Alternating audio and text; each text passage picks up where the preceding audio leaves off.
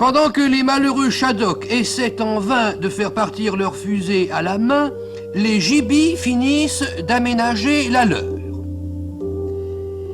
La fusée Gibi comportait pas mal d'étages. D'abord, un premier étage propulseur contenant le combustible Gibi d'une puissance infinie, le Cosmogol 999. Aux étages supérieurs, on trouvait une piscine chauffée entièrement aménagée, une salle de jeu avec balançoire, patins à roulettes, jeux de dominos et autres appareillages hautement perfectionnés indispensables pour survivre sur l'écorce terrestre.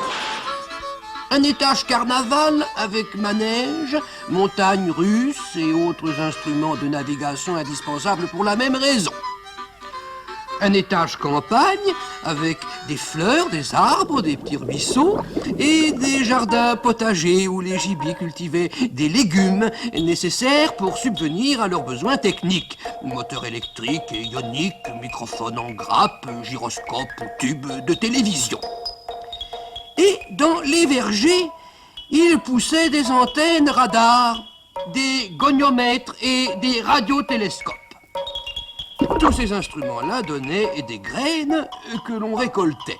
Et quand on voulait en refabriquer, il suffisait de les semer dans des endroits adéquats. C'est dire qu'avec seulement, les Gibis pourraient faire de la Terre une planète très confortable. Les cosmonautes Shadok continuent leur vol d'essai sous la direction technique du devin plombier. Ils travaillaient en étroite collaboration, mais on voyait bien que ça risquait de durer. Le marin Shadok, qui regardait ça, disait même que la fusée ne partirait jamais. C'était un ancien quartier-maître pirate qui avait mal tourné. Contrairement aux gens de son espèce qui passent généralement leur temps à introduire des petits bateaux dans une bouteille, lui, il introduisait des bouteilles dans son petit bateau. Il parlait par maxime et quelquefois même en anglais. C'est lui qui disait par exemple « Dans la marine, on ne fait pas grand-chose, mais on le fait de bonne heure. » Et en effet, il partait dépotrominé, soi-disant, pour aller voir où était le vent. Mais le soir, quand il revenait, il avait complètement oublié. Et il disait qu'il était sous l'influence. En réalité, il était tout simplement pris de boisson.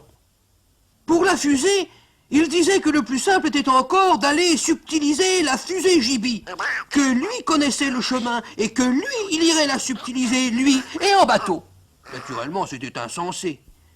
Mais comme il était un peu trop souvent sous l'influence et qu'il constituait un objet de scandale, le chef Shadok lui donna quand même l'autorisation.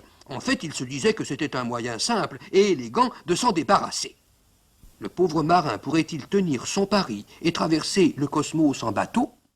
Le marin Shadok a décidé d'aller chez les Gibis en bateau à travers l'espace pour subtiliser leur fusée.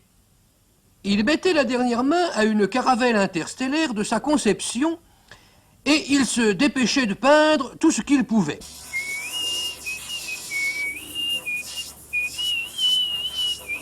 Car, disait-il, dans la marine, c'est un principe. Il faut saluer tout ce qui bouge et peindre le reste. Le jour du départ, de grandes réjouissances avaient été organisées.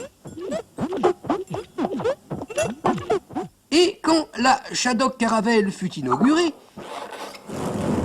on fit sortir du goulpe quelques intrépides Shadok qui furent invités à ramer. Et ils partirent.